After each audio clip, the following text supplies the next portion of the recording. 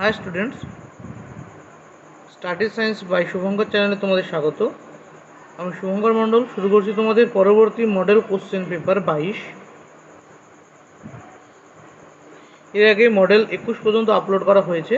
যারা ভিডিও দেখোনি তারা অবশ্যই প্লেলিস্টে গিয়ে ভিডিওগুলো দেখে নিও, এবং যারা আমার চ্যানেলে নতুন তাদের বলবো অবশ্যই চ্যানেলটিকে সাবস্ক্রাইব করবে, এবং ভালো লাগলে অবশ্যই একটু করে সবাই শেয়ার করে দিও। আর তোমরা কোথা থেকে কে দেখছো কমেন্টে জানালে খুব খুশি হতাম। দেখো, শুরু করছি আজকের প্রথম প্রশ্ন। 1 নম্বর প্রশ্ন কি বলেছে? একটি সমিত সমীকরণের জন্য নিম্নোক্ত কোন বক্তব্যটি সঠিক নয়? বলছে যে কোন বক্তব্যটি সঠিক নয়। 1 নম্বর বলেছে কি, 1 মোল CH2 1 মোল CO2 তৈরি করে।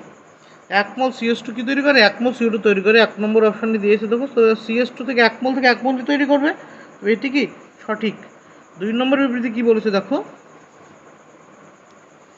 2 নম্বর বিবৃতি বলেছে যে 16 গ্রাম অক্সিজেনের বিক্রিয়ায় 7.33 গ্রাম CO2 তৈরি হয়। 3 নম্বর বলছে 1 মোল CO2 বিক্রিয়ায় 2/3 মোল SO2 তৈরি হয়। আর 6 মোল অক্সিজেনের রেট 1 মোল CH2 প্রয়োজন হয়। আমাদের ভুল কোনটা? ভুল আছে অপশান ডি, বিবৃতি সঠিক নয়। কারণ আমাদের 1 মোল CH2-র জন্য 6 মোল অক্সিজেন প্রয়োজন হতে পারে না। 1 মোল CH2-র জন্য কত মোল হতে পারে? হার্ডলি 1 মোল হতে পারে বা 2 মোল হতে পারে, 6 মোল হয় না। 6 মোল হয় না। নেক্সট দেখো, এটা আমাদের উত্তর হচ্ছে অপশান ডি। 2 নম্বর প্রশ্ন। 2 নম্বর প্রশ্ন কি বলে? একটি ধাতু এম এর পারমাণবিক গুরুত্ব 56, ওই ধাতুর অক্সাইডে 70% এম থাকলে ওর অক্সাইডের স্থূল সংকেত কী হবে? বলছে একটি ধাতু যার এম পারমাণবিক গুরুত্ব দিয়েছে 56, ওই ধাতুর অক্সাইডে 70% এম থাকলে ওর অক্সাইডের স্থূল সংকেত কী হবে? তো আমরা কি দেখেছি? দেখো, 70% ধাতু মানে কি? 70% ধাতু বলতে আমরা কি বলছি? ধাতু বা অক্সাইড মানে ধাতু আর অক্সিজেন আছে, আর তো কিছু নেই। তো তার 70% যদি ধাতু থাকে, তো অক্সিজেন কতটুকু থাকবে? অক্সিজেন থাকবে বাকি 30%। বুঝতে পারলাম। ধাতু যদি 70% থাকে, ধাতু বা অক্সাইডের, তো অক্সিজেন কত থাকবে? 2% থাকবে। এবার তো আমরা বলতে পারি 70 গ্রাম ধাতুর সাথে 30 গ্রাম অক্সিজেন যুক্ত হয়। তো এখান থেকে আমরা কি লিখতে পারি না, এম ও অর্থাৎ ধাতু এবং ও এর সংখ্যার অনুপাত সমান কি লিখতে পারি? সমান হচ্ছে 70/56। মানে পারমাণবিক গুরুত্ব, মোট ভরকে পারমাণবিক গুরুত্ব ভাগ করলে আমরা সংখ্যা পাবো। তাই মোট ভর 56, এম এর পারমাণবিক গুরুত্ব হচ্ছে 56, মোট ভর 70 ধাতুর, আর ওর পারমাণবিক গুরুত্ব আছে কত? 56 30/16। এবার এখান থেকে যদি আমরা করি, ক্যালকুলেশন করলে কত আসবে? কত? দেখো,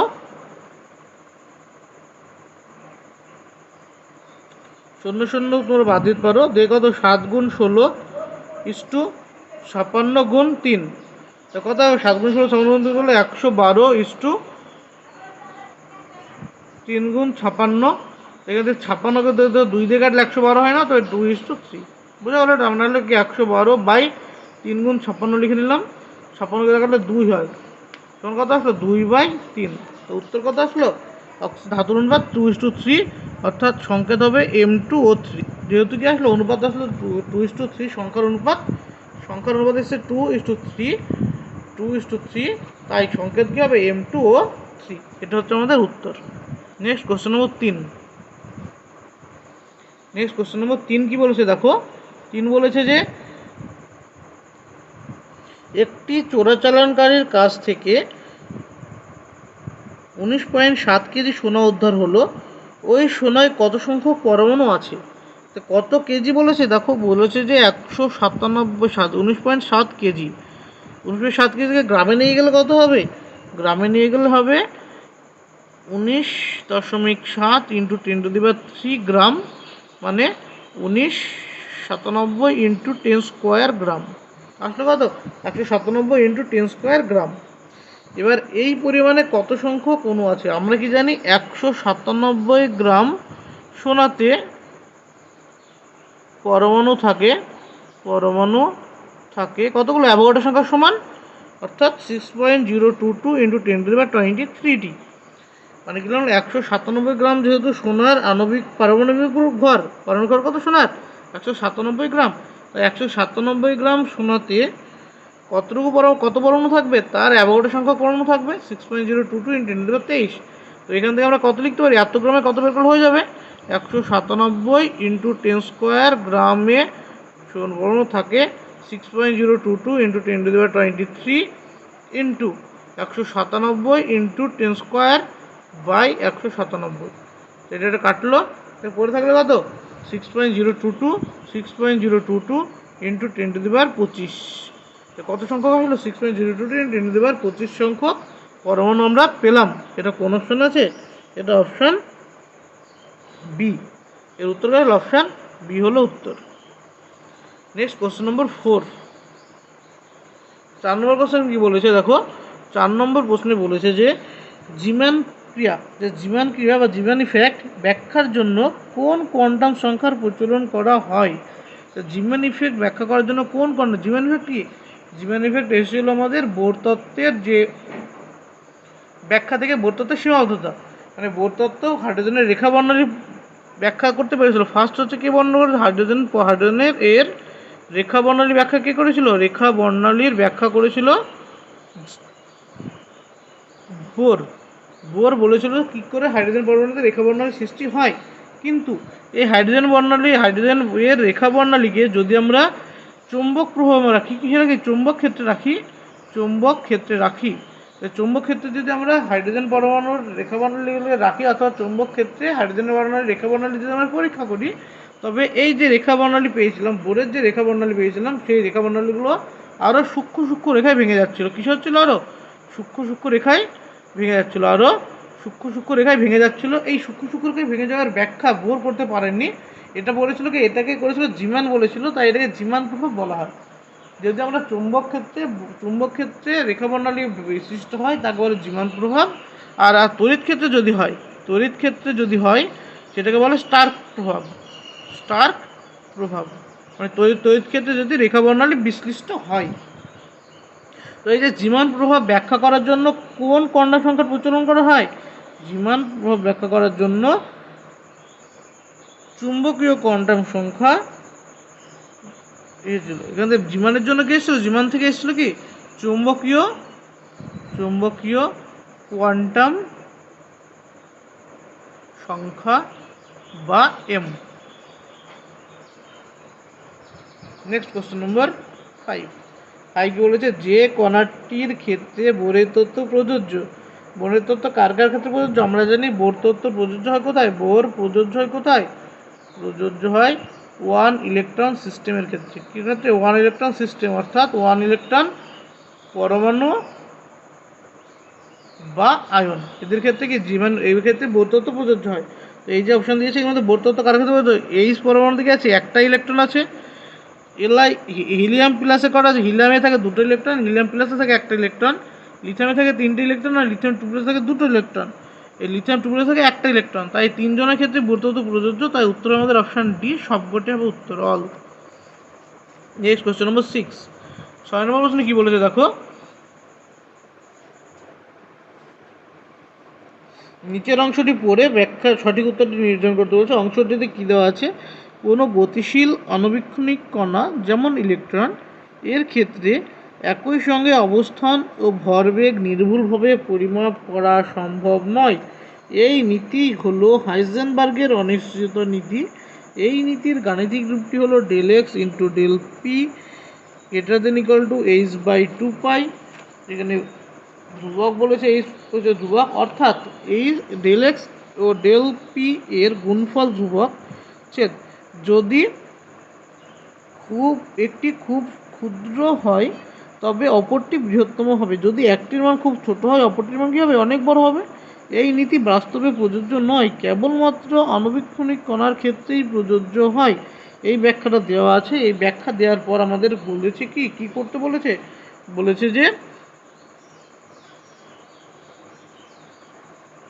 একটি ইলেকট্রনের ভর 9 পয়েন্ট ভর দেওয়া আছে কত ইলেকট্রনের এম লিখি, ইলেকট্রনের ভর সমান কত দেওয়া আছে না 9.1 ইন্টু 10⁻31 কেজি, এসআই ইউনিটে দেওয়া আছে, এটা 10 কেজি।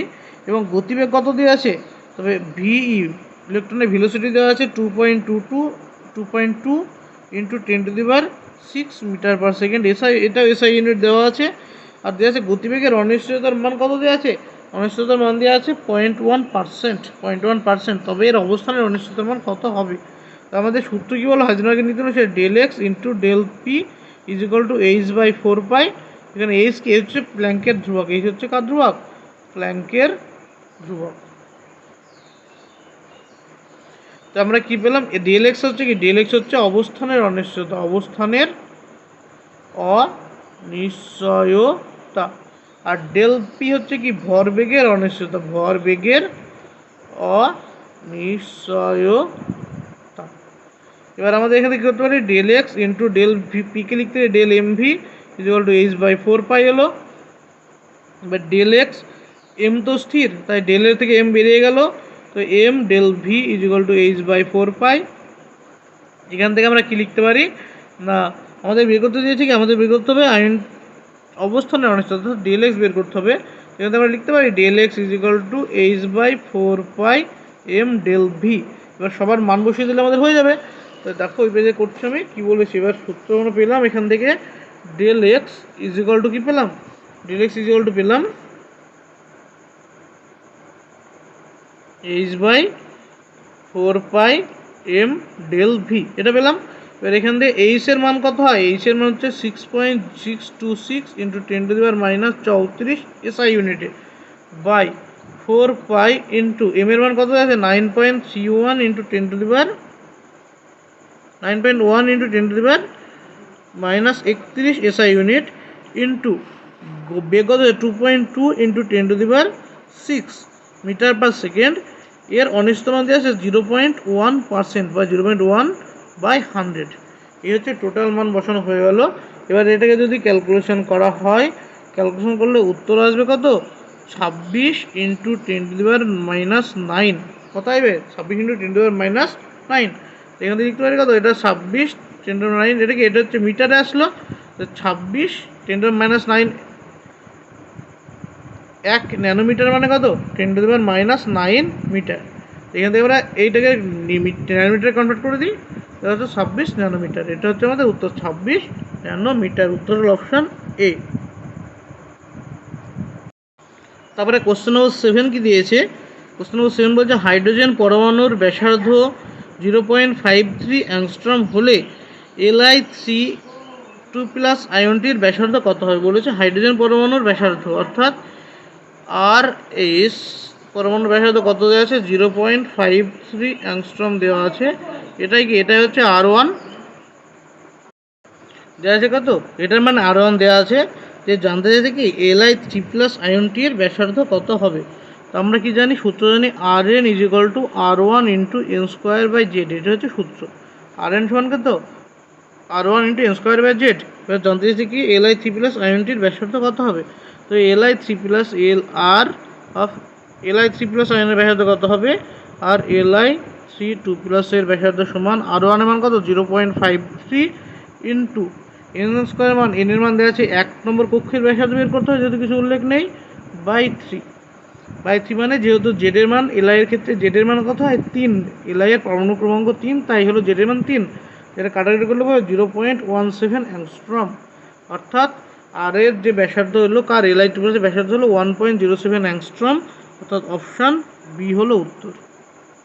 নেক্সট কোশ্চেন নম্বর 8 নম্বর প্রশ্নে কি বলেছে দেখো, বলেছে যে বোরের পারমাণবিক মডেলের একটি ইলেকট্রনের সর্বনিম্ন কৌণিক ভরবেগের মান কত হবে। সর্বনিম্ন কৌণিক ভরবেগের মান আমরা কি জানি, কৌণিক ভরবেগ mvr is equal two nh/2π। এটা বোর মডেলের কি, বোর মডেলে যখন অ্যাজাম্পশন পড়ছে, অ্যাজাম্পশন এটা দেওয়া ছিল, কি বলেছিল, কোনো পরমাণুর কৌণিক ভরবেগের মান তার nh/2π এর সরল গুণিতক হয়। তো n মানে কি, n হচ্ছে কক্ষপথের সংখ্যা, h হচ্ছে প্ল্যাঙ্কের ধ্রুবক, 2π ধ্রুবক, m হচ্ছে ভর, v হচ্ছে ভেলোসিটি, আর হচ্ছে ব্যাসার্ধ। তো mvr মানে কৌণিক ভরবেগ, কৌণিক ভর হচ্ছে কি m, আর ভরবেগ বলো কৌণিক বেগ, এটা vr কৌণিক বেগ। m/nh/2 এবার কোনো একটি ইলেকট্রনের ঘোরার জন্য সর্বনিম্ন n এর ভ্যালু কত হয়? n এর সর্বনিম্ন ভ্যালু হয় 1। n এর সর্বনিম্ন ভ্যালু কত হয়? 1। অর্থাৎ এখানে উত্তর আসবে কত? h/2 হচ্ছে উত্তর। অ্যান্সার কত? h/2। নেক্সট কোশ্চেন নম্বর 9 নম্বর প্রশ্নে কী বলেছে দেখো, বলেছে যে CR24 19তম ইলেকট্রনের 4টে কোয়ান্টাম সংখ্যার সেট কোনটি হবে? তো CR এর যদি আমরা ইলেকট্রন বের করি 24, কত হয়? 1s2 2s2 2p6 3s2 3p6, এত হলো 18টা ইলেকট্রন হয়েছে। এত কতটা? 18টা। তারপরে কি আসে? 4s1 3d5, এটা ক্রোমিয়ামের হয় 4s1 3d5। অ্যাকচুয়াল তোমরা ভুল করে এটা করো কি 4s2 3d4, কিন্তু এটা অ্যাকচুয়াল হয় এইভাবে হয়, মানে নিয়ম অনুসারে। কিন্তু 3d4 থেকে যদি এটা 4s থেকে একটা ইলেকট্রন কোথায় যায়? 3d গিয়ে 5টা হয়ে যায়, তখন দুটোই অরবিটালকে অর্ধপূর্ণ অবস্থায় আসে, অর্থাৎ সুস্থিত ইলেকট্রন তৈরি হয়। সেজন্য এখান থেকে একটা ইলেকট্রন 3d চলে যায়। তো এই হলো ইলেকট্রন। তো এটা হচ্ছে 19তম ইলেকট্রন। কোনটা? 4s1 হচ্ছে 19তম ইলেকট্রন। তো এই 19তম ইলেকট্রনের 4টে কোয়ান্টাম মান কত আসবে? এখানে n, l, m, s এর মান কত হবে? n এর মান কত? 0। n এর মান কত? 4, যেহেতু 4l s। l এর মান কত হবে? 0 হবে, যেহেতু s। l এর মান 0 হলে m এর মানও 0 হবে, আর এর মান +1/2 হবে, +1/2 অথবা -1/2। তোমার অপশনে যদি -1/2 দেয় তাহলে -1/2, +1/2 দেয় +1/2। উত্তর কোনটা আসে? উত্তর হলো অপশান বি, 4,0,0 +1/2। এই হচ্ছে উত্তর। নেক্সট কোশ্চেন নম্বর 10। একটি ক্ষারকীয়, উভধর্মী এবং আম্লিক কোন অক্সাইডগুলি এই ক্রমে সাজানো আছে? প্রথমে আছে ক্ষারকীয়, তারপরে আছে উভধর্মী, তারপরে আছে আম্লিক। ক্ষারকীয় অক্সাইডের উদাহরণ কী হবে? এর মধ্যে ক্ষারকীয় অক্সাইড হচ্ছে BaO, ক্ষারকীয় অক্সাইড। উভধর্মী হবে কি Al2O3, অ্যালুমিনিয়াম অক্সাইড উভধর্মী অক্সাইডের উদাহরণ। আর সালফার ডাইঅক্সাইড হচ্ছে আম্লিক উদাহরণ। তো উত্তর কী আসলো? উত্তর আসলো অপশন বি আসলো। নেক্সট কোশ্চেন নম্বর 11 নম্বর কোশ্চেনে কী বলেছে দেখো, বিবৃতি এবং তার কারণের কোশ্চেন। বিবৃতি এতে কি বলেছে? বিবৃতি এতে বলেছে যে বোরন শুধুমাত্র Bf4- গঠন করে, কিন্তু অ্যালুমিনিয়াম F6 3- গঠন করতে পারে।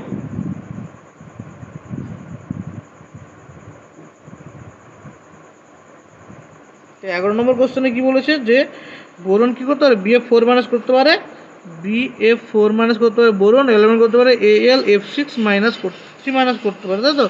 3- করতে পারে, কারণ হচ্ছে অ্যালুমিনিয়ামের কি থাকে? ভ্যাকেন্ট উপগ্রহ থাকে, ভ্যাকেন্ট ডি থাকে পরে। সেজন্য অ্যালুমিনিয়াম কি পারবে? অ্যালুমিনিয়াম হচ্ছে F6 পর্যন্ত তার যোজ্যতা বাড়াতে পারে, কিন্তু বোরনের কি ভ্যাকেন্ট অরবিটাল তো ডি নেই, সেজন্য বোরন Bf4 পর্যন্ত করতে পারে। তো যে বিবৃতি 1 কী বলেছে? 1 হচ্ছে ঠিক, বিবৃতি এ কি ঠিক। এবং কারণে আর কি বলেছে দেখো, বলেছে এস এবং পি ব্লকের গ্রুপের প্রথম মৌল অস্বাভাবিক আচরণ প্রদর্শন করে। তো এটাও কী হবে? এটাও তো ঠিক হবে। এস এবং পি ব্লকের প্রথম যে থাকে, অর্থাৎ গ্রুপের প্রথম যে পর্যায়ে মৌলগুলো থাকে, সেটা কি? প্রথম মানে কি? বোরনকে অস্বাভাবিক দেখায়, লিথিয়াম অস্বাভাবিক দেখায়, তারপরে বেরিলিয়াম অস্বাভাবিক ধর্ম দেখায়। মানে প্রথমে যারা থাকে তারাই কি অস্বাভাবিক ধর্ম দেখায়। তো এখানে দুটোই ঠিক, কিন্তু এটা কি এর সঠিক ব্যাখ্যা? না, এটা সঠিক ব্যাখ্যা নয়। তবে এ ঠিক, আর ঠিক, কিন্তু আর এর সঠিক ব্যাখ্যা নয়। তাই উত্তরের অপশান বি হবে উত্তর। নেক্সট কোশ্চেন নম্বর 12 নম্বর প্রশ্নে কি বলেছে? বলেছে যে একটি মৌল 12 নম্বর প্রশ্নে কি বলেছে? একটি মৌল প্রথম 5টি আয়নন এনথালপির মান দেওয়া আছে কত? 800, 2427, 3658, 3658, 25024, 32824 কিলোজুল পার মোল। বলছে মৌলটির যোজ্যতা ইলেকট্রনের সংখ্যা কত হবে? তো কী বলছে? 5টি আয়নন, প্রথম 5টি, মানে এখান থেকে যদি আয়নন শক্তি মানে কি এ থেকে যদি কি আসে A+ হয়, এর মান কত দেওয়া আছে? এর মান দেওয়া আছে 800 কিলোজুল পার মোল, সবগুলো কিলোজুল পার মোল। আর এ থেকে যদি 2+ হয় তার মান দেওয়া আছে কত? 2427 দেওয়া আছে। যদি এ থেকে 3+ তৈরি হয় তার মান দেওয়া আছে কত? না 3658 দেওয়া আছে। এখান থেকে যখন 4+ হবে, A4+ হবে, তখন তার মান দেওয়া আছে কত? 25024 আর যখন এ থেকে 5+ হবে তখন তার মান দেওয়া আছে 35,824 কিলোজুল পার মোল প্রত্যেকটা। দেখো এই পর্যন্ত একটা গ্র্যাজুয়াল ইনক্রিজ হয়েছে, তারপরে এটা হঠাৎ বেশি হয়েছে। এটা কি হঠাৎ বেশি, প্রচুর বেশি হাই। তবে এ মৌলটি প্রথম ইলেকট্রন, দ্বিতীয় ইলেকট্রন এবং তৃতীয় ইলেকট্রন ত্যাগ করতে পারবে, কিন্তু তারপরে গিয়ে আর ইলেকট্রন ত্যাগ করতে পারবে না, কারণ তার জন্য প্রচুর এত এনার্জি লাগবে, সেই ইলেকট্রন ত্যাগ করতে পারবে না। তাই এ সর্বাধিক যোজ্যতা 3 দেখাবে। নেক্সট কোশ্চেন 13 নম্বর প্রশ্নে কি বলেছে যে নিচের কোন পারমাণবিক ব্যাসার্ধ এজি এর পারমাণবিক ব্যাসার্ধের নিকটতম?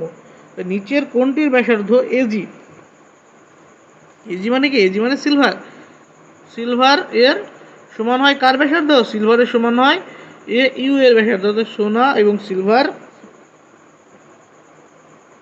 দুজনের ব্যাসার্ধ প্রায় সমান। এরা কি থাকে? এরা দেখো একই শ্রেণীতে অন্তর্ভুক্ত, উপর থেকে সিলভার, নিচে থেকে সোনা, কপার। এটা কত? এটা হচ্ছে গ্রুপ কত এলিমেন্ট? এরা হচ্ছে গ্রুপ 11। হ্যাঁ 11 এলিমেন্ট, গ্রুপ 11 মুদ্রাধাতু বলা হয়। মুদ্রাধাতু হচ্ছে কপার, সিলভার, রূপো এবং সোনা। এরা হচ্ছে কোথায়? এরা হচ্ছে গ্রুপ 11 এলিমেন্ট।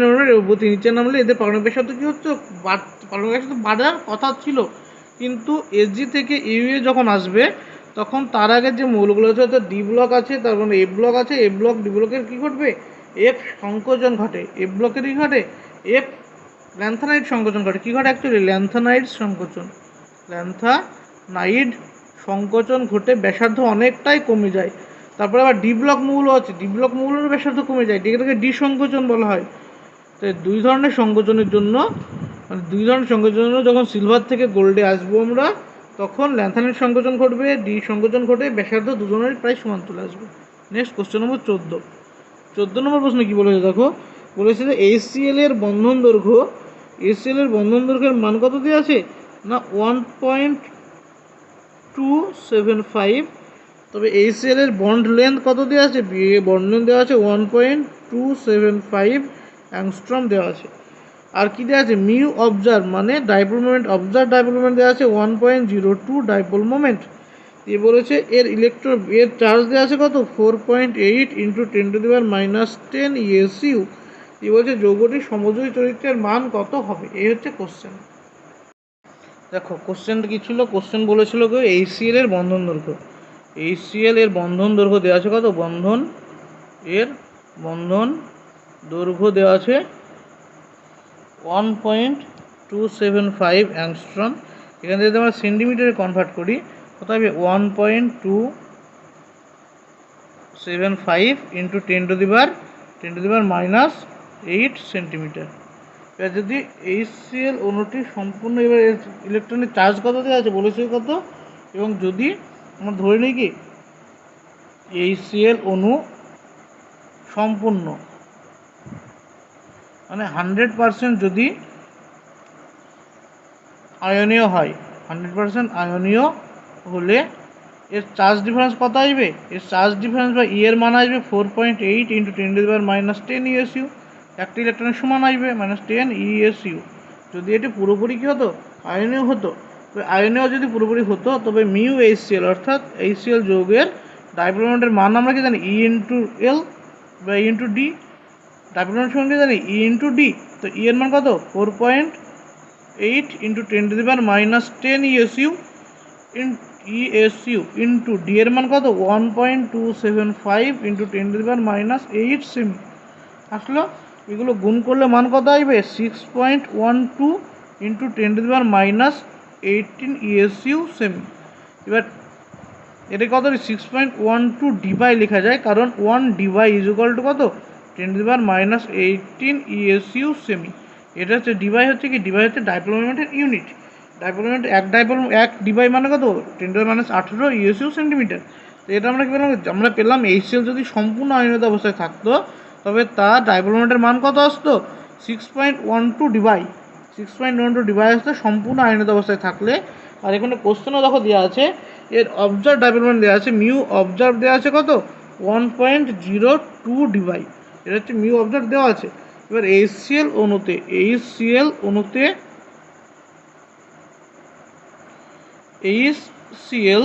বন্ধনের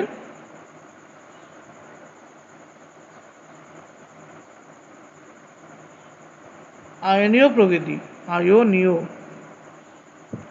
প্রকৃতি কত হবে? বন্ধনের আয়নীয় প্রকৃতি সমান, আমরা কি জানি, সমান হচ্ছে mu observe by mu actual বা মিউ এসএল ইন্টু 100। এইটাই তো আয়নীয় প্রকৃতির, এটা পার্সেন্টেজ। এর মান কত? মিউ অবজার্ভ মান আছে 1.02 ডিভাই, আর মিউ এসএল এর মান কত বেরিয়েছিল? 1.62 ডিভাই ইন্টু 100। এখান থেকে ক্যালকুলেশন করলে মান কত আসবে? মান আসবে না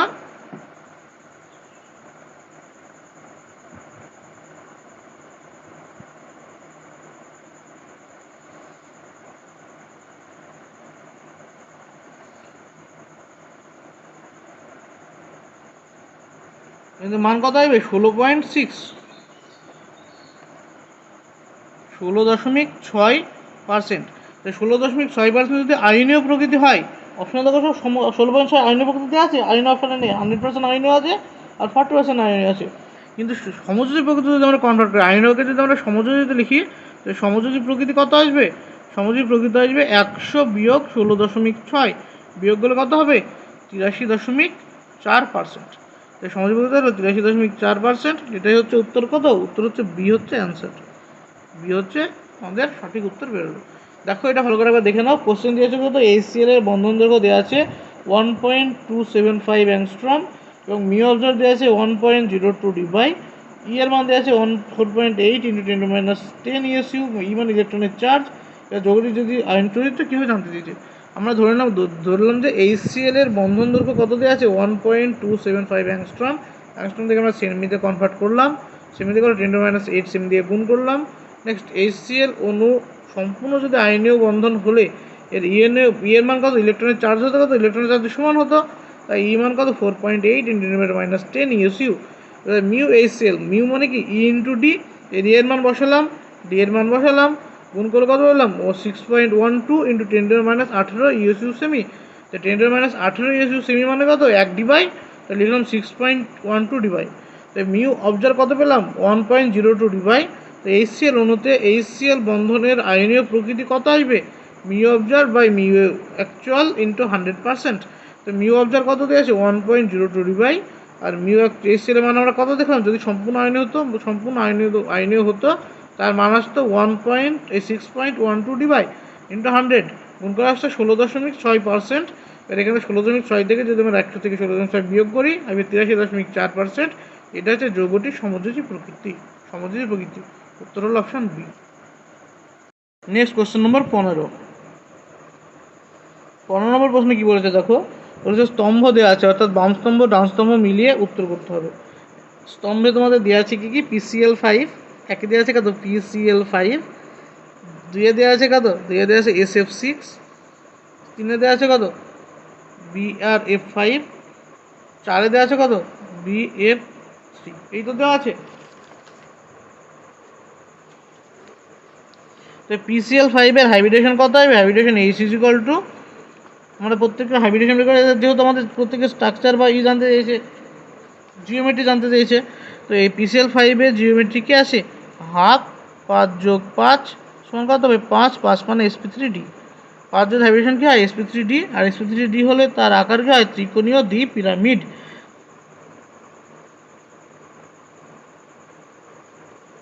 আকার কি আসে? যদি 5টায় 5 বন্ধন থাকে তবে তার আকার আসে কি? ত্রিকোণীয় দ্বি পিরামিড। ত্রিকোণীয় দ্বি পিরামিড। SF6 এর কি আসবে? H = হাফ, সালফারের শেষ করে 6টা ইলেকট্রন যোগ 6/6, অনেক কাটাকাটি করলে 6 আসবে এখান থেকে। 6 মানে কত? sp3d2। sp3d2 হলে কি হয়? অষ্টতলকীয়। কি হয়? অষ্টতলকীয় হয়। BrF5 এ কত হয়? H = Br এর শেষ করে ইলেকট্রন থাকে হাফ, 7টা ইলেকট্রন থাকে ব্রোমিনের, যোগ 5টা একযোজি থাকে, তাই হচ্ছে এটা 12/2 মানে 6, 12/2 মানে 6। এটাও গেছে দেখো sp3d2, কিন্তু এর আকার কী হবে? যেহেতু একটা লোন পেয়ার আছে এর মধ্যে, এর হাইব্রিডেশন বেরোলো 6, 5টা F যুক্ত তো এর একটা এলপি কত আছে একটা, তবে sp3d অক্টাহেড্রালে যদি একটা এলপি থাকে অর্থাৎ অষ্টতলিকীয় জিওমেট্রিতে যদি একটা লোন পেয়ার থাকে তার আকার হয় কি বর্গ পিরামিডীয়। কি হয়? বর্গ পিরামিডীয়।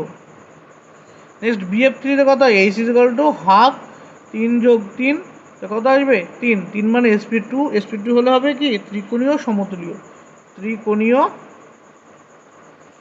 সমতলীয়। এখান থেকে আমাদের কী কী উত্তর আসলো? উত্তর আসলো একের সাথে আসলো কি দেখো, একের সাথে ডি এসছে, তারপরে দুইয়ের সাথে কি এসছে অষ্টতলিকীয় কি এসছে, অষ্টতলিকীয় সি আছে। তিনের সাথে কি হবে? তিনের সাথে কি হবে? বর্গ পিরামিড আছে কিতে বিতে, বর্গ পিরামিড আছে এতে, আর চারের সাথে কি হবে? চারের সাথে হবে বি, ত্রিকোণীয় সমতলীয়।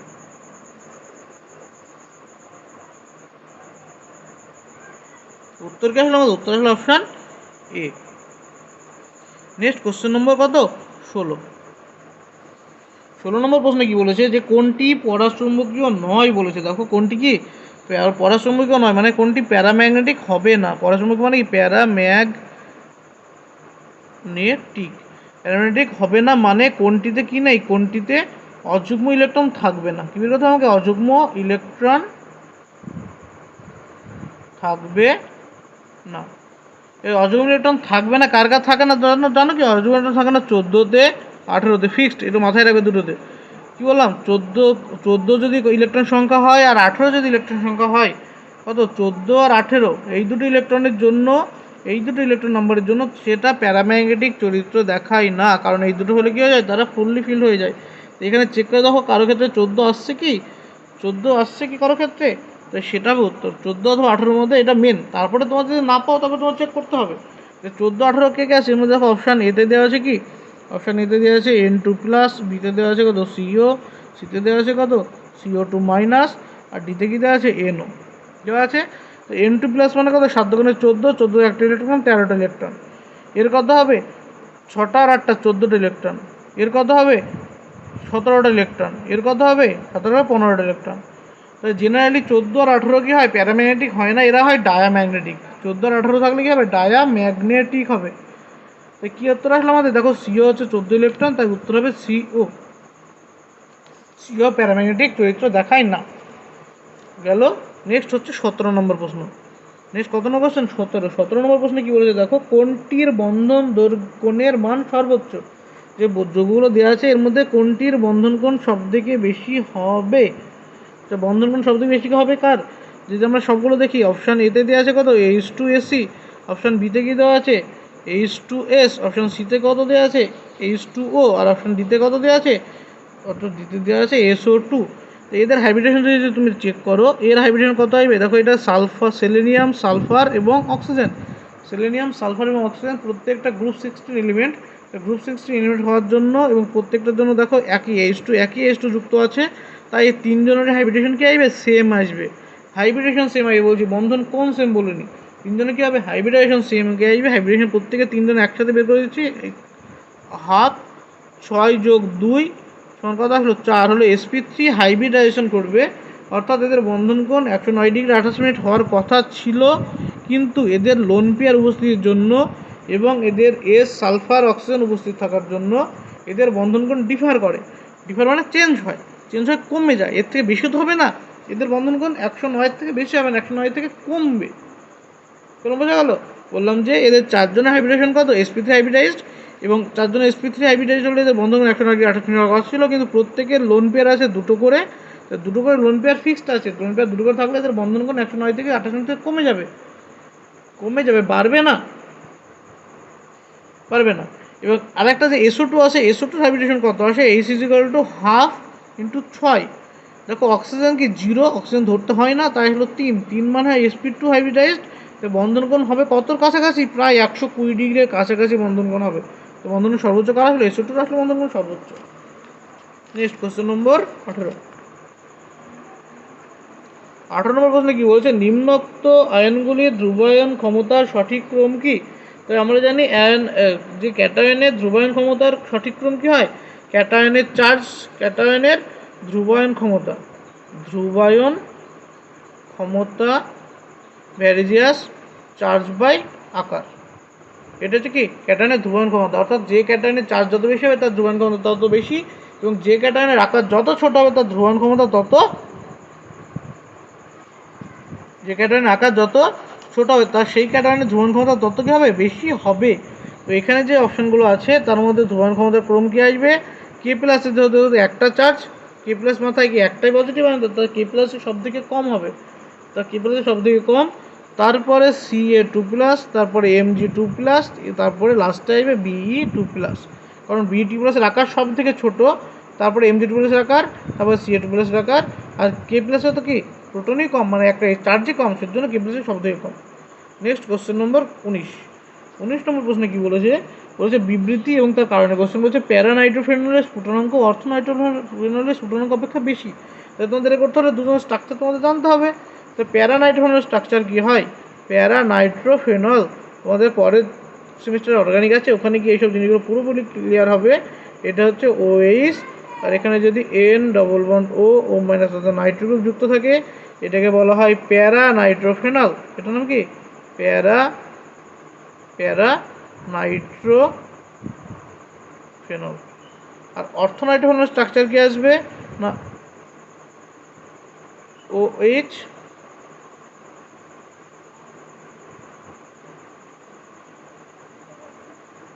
এটা হচ্ছে অর্থ নাইট্রোফেনল স্ট্রাকচার, এটা হচ্ছে প্যারা নাইট্রোফেনল স্ট্রাকচার। এটা কি অর্থ নাইট্রোফেনল, এটা হচ্ছে অর্থ নাইট্রোফেনল স্ট্রাকচার, এটা হচ্ছে প্যারা নাইট্রোফেনল। এবার বলেছি কি প্যারা নাইট্রোফেনলের স্ফুটনাঙ্ক, অর্থাৎ প্যারা স্ফুটনাঙ্ক অর্থর থেকে বেশি হবে বলেছে। তো দেখো অর্থ স্ফুটনাঙ্কের মধ্যে কি দেখা যায়, ইন্ট্রা আণবিক কি দেখা যায়, ইন্ট্রা মলিকুলার এইচ বন্ড। প্যারার মধ্যে কি দেখা যায়, ইন্ট্রা মলিকুলার এইচ বন্ড দেখা যায়। আর অর্থের মধ্যে দেখা যায় কি ইন্টার মলিকুলার, অর্থাৎ অর্থর সাথে ইন্টার মলিকুলার এইচ বন্ড কার মধ্যে দেখা যায়, প্যারার মধ্যে। কারণ এই প্যারার এই অর্থে কাছাকাছি আসতে পারে না, যেন পাশে থাকা কোনো প্যারা, পাশে থাকা কোনো একটা প্যারার সাথে এই আছে এই N, এটা N ও মাইনাস ডবল বন্ড ও H, এর সাথে কী করে এরা ডাইপোল বন্ড করে এরকম ডাইমার স্ট্রাকচার তৈরি করে। প্যারা নাইট্রোফেনল পাশে অবস্থিত কোনো একটা প্যারা নাইট্রোফেনল অণুর সাথে ডাইমার ধরনের গঠন করে। ডাইমার গঠন করলে কী হয়, এর আপেক্ষিক আণবিক গুরুত্ব বৃদ্ধি পেয়ে যায়। প্যারা নাইট্রোফেনল কী হয়, প্যারা নাইট্রোফেনলের আপেক্ষিক আণবিক গুরুত্ব বৃদ্ধি পেয়ে যায়। প্যারা নাইট্রোফেনলের আপেক্ষিক আণবিক গুরুত্ব বৃদ্ধি পাওয়ার জন্য, প্যারা নাইট্রোফেনলের আপেক্ষিক আণবিক গুরুত্ব বৃদ্ধি পাওয়ার জন্য কী হয় না,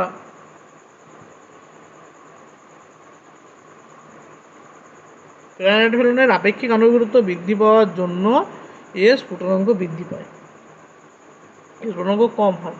তাই বিবৃতি এ কি ঠিক দিয়েছে, তো অবশ্যই ঠিক দিয়েছে। 2 নম্বর কী বলেছে, কারণে দেখো, কারণ বলেছে যে কি প্যারা নাইট্রোফেনলের অন্ত আণবিক হাইড্রোজেন বন্ধন দেখা যায় এবং অর্থ নাইট্রোফেনল দেখা যায় আন্ত আণবিক। এটা উল্টে দিয়েছে। ইন্টার মলিকুলার মানে হচ্ছে কি, ইন্টার মলিকুলার হচ্ছে আন্ত, আর এটা হচ্ছে অন্ত। এটা হচ্ছে কি আন্ত, আর এটা কি অন্ত। তো এটা দেখো উল্টে দিয়েছে, আর কি ভুল, উত্তর কি এ ঠিক আর ভুল। নেক্সট নম্বর 20 কোন ধরনের অন্তরাণবিক আকর্ষণ বল প্রদূষিত হওয়ার ফলে কঠিন CO2 এর ঊর্ধ্বপতন ঘটে। তাই কঠিন CO2-র ভিতরে কী ধরনের আকর্ষণ বল দেখা যায়, কঠিন CO2-র ভিতরে কঠিন CO2 কি পোলার না নন পোলার, CO2 নন পোলার স্ট্রাকচার, CO2 কি নন পোলার। আর আমরা জানি নন পোলার স্ট্রাকচারের মধ্যে দেখা যায় লন্ডন বল, কি দেখা যায় লন্ডন বল। তবে CO2-র মধ্যে লন্ডন বলের মানে এর জন্য ঊর্ধ্বপতন ঘটে। তাই উত্তর হলো option C. Next question number 21, 21 number কোশ্চেনে কী বলেছে দেখো, বলেছে যে নিচের যে বর্গাকারের জ্যামিতি দেওয়া আছে তার প্যাকিং দক্ষতা কত হবে বের করতে বলছে। নিচেকার যে বর্গাকার চিত্র দেয় সেটা কার মতো দেখতে, FCC না BCC, কার মতো লাগছে, এটা FCC লাগছে না BCC লাগছে, এটা লাগছে দেখো BCC বডি সেন্টার। BCC যেহেতু লাগছে, BCC এর প্যাকিং দক্ষতা কত হয়, এর প্যাকিং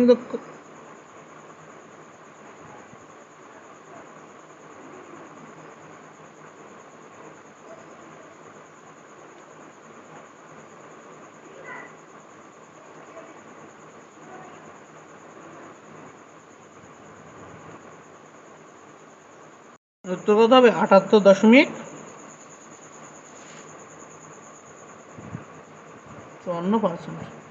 নেক্সট কোশ্চেন নম্বর 22 নম্বর কোশ্চেন বলেছে কি কোনো একটি বাস্তব গ্যাসের পিসি ভিসি বাই টিসি এর মান নির্ণয় করতে।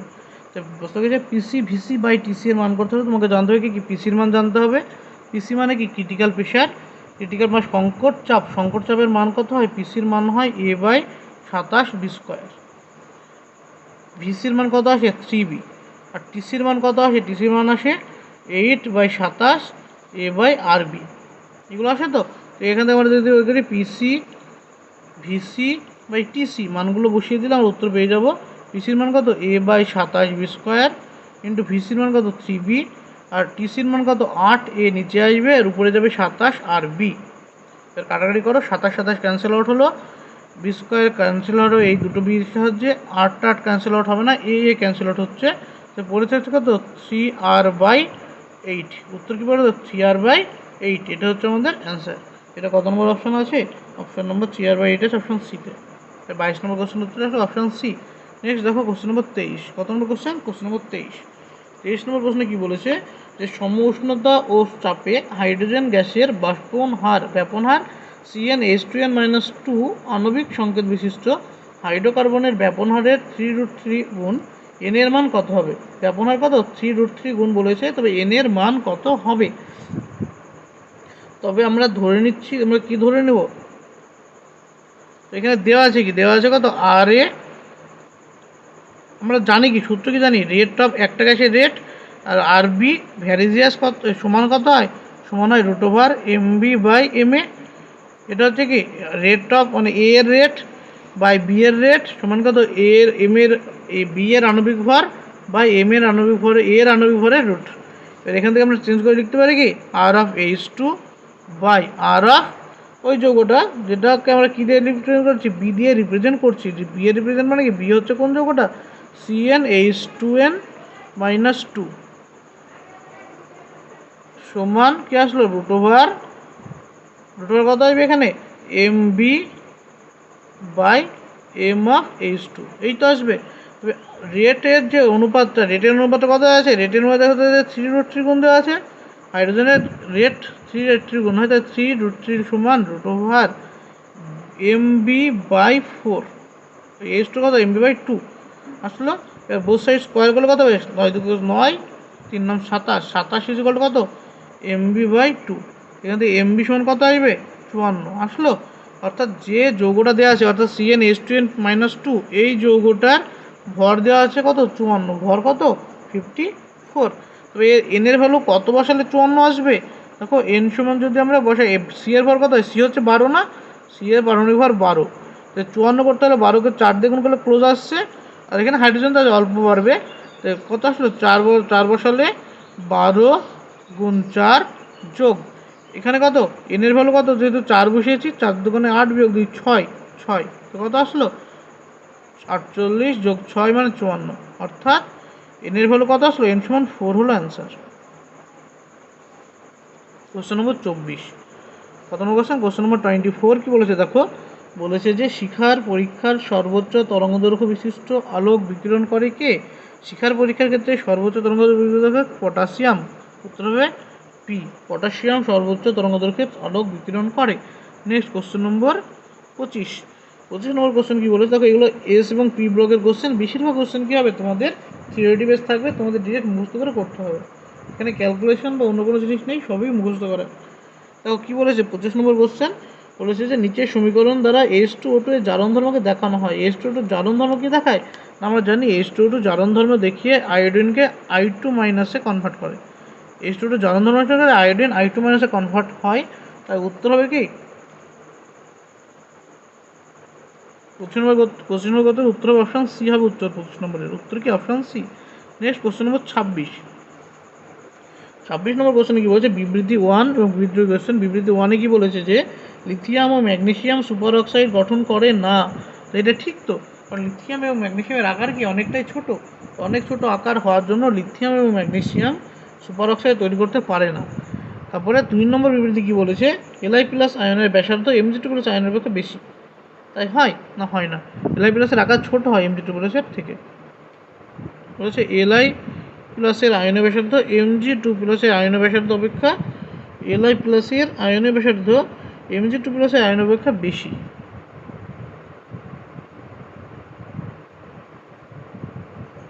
এটা ভুল।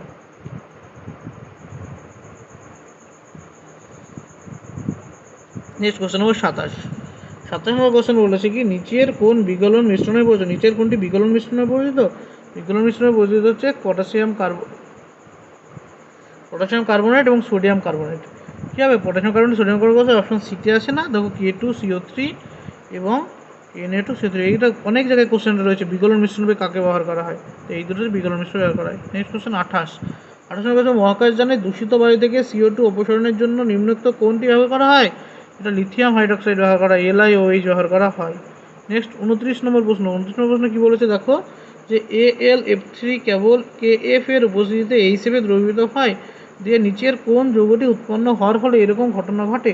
তো কোন যৌগটি উৎপন্ন হয় এখানে নিচের মানে বললো AlF3 যোগ KF যোগ HF বিক্রিয়া করে কি তৈরি করে এরা যখন বলছে কি AlF3 কেবলমাত্র KF এর উপস্থিতিতে HF-এর সাথে HF এ দ্রবীভূত হয়। কারণ কি এখানে দ্রবীভূত হওয়ার পর যে যৌগটা তৈরি হয় সেই যৌগটা কী যৌগ তৈরি হয়? K3Al(F6) তৈরি করে। কী তৈরি? K3Al(F6) তৈরি করে এবং এখান থেকে হাইড্রোজেন বেরিয়ে যায়, H2 বেরিয়ে যায়। এই হলো উত্তর, option C. Next question number কত হবে? এটা হলো 29 নম্বর কোশ্চেন। নেক্সট কোশ্চেন নম্বর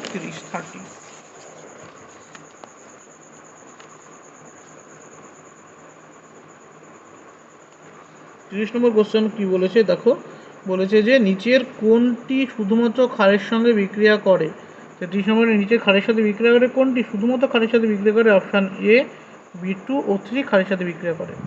নেক্সট 31 নম্বর প্রশ্নে কি বলেছে দেখো, বলেছে যে নিচের কোন বিবৃতি সঠিক? নিচের কোন বিবৃতি সঠিক? সঠিক বিবৃতি হচ্ছে যে যেটা দেখো না BOH3 দেওয়া আছে না, এটা অ্যাকচুয়ালি বোরিক অ্যাসিডের সংকেত। এটা কিসের? Boric acid. তো বোরিক অ্যাসিড কি? বোরিক অ্যাসিড হচ্ছে মৃদু আম্লিক ধর্ম শো করে। বোরিক অ্যাসিড কী করে? আম্লিক ধর্ম শো করে। তো দেখো যেখানে বোরিক অ্যাসিড আম্লিক করা আছে সেটা উত্তর হবে। তো বোরিক অ্যাসিড আম্লিক, আর অ্যালুমিনিয়াম হাইড্রোক্সাইড কি? AlOH3, এটা হচ্ছে ক্ষারকীয়। তো উত্তর কী হবে? এটা আম্লিক, ওটা ক্ষারক, উভধর্মী। এটা ক্ষারকীয় নয়, উভধর্মী। উত্তর কী আসলো? উত্তর আসলো অপশান সি 31 নম্বরে। নেক্সট 32 নম্বর প্রশ্ন কী বলেছে, যে মৌলটি তাপমাত্রার এক বিস্তীর্ণ পাল্লা বরাবর তরল থাকে এবং উষ্ণতা মাপার জন্য ব্যবহার করা হয় সেটি কি? উচ্চ উষ্ণতা মাপার জন্য ব্যবহার করা হয় কি? গ্যালিয়াম, Ga ব্যবহার করা হয়। Ga একটি উষ্ণতা পর্যন্ত কী থাকে? নিচে কঠিন থাকে, তার পরবর্তী ক্ষেত্রে আবার তরল হয়ে যায়। নেক্সট 33 নম্বর কোশ্চেন কী বলছে, CO এর বিষক্রিয়ায় অতিবিষ কোনটা? CO এর বিষক্রিয়ায় অতিবিষ হলো কার্বোজেন। নেক্সট 34 নম্বর কোশ্চেনে কী বলেছে দেখো, নিম্নোক্ত কোন উপভেদটি সামান্য পটাশিয়াম ক্লোরেট সামান্য পটাশিয়াম ক্লোরেটে মিশ্রিত HNO3 এবং H2SO উত্তপ্ত করলে সাদা ম্যালিক অ্যাসিড উৎপন্ন হয়? তো সাদা ম্যালিক অ্যাসিড উৎপন্ন করে কে? গ্রাফাইট করে। উত্তর কী হবে? গ্রাফাইট। নেক্সট 35 নম্বর প্রশ্ন কী বলেছে, যে বোরক্সের সংকেত যদি এটা হয়, বোরক্সের সংকেত কি? বোরক্সের সংকেত হচ্ছে Na2B4O7 OH। এটা কিসের সংকেত? বোরক্সের সংকেত।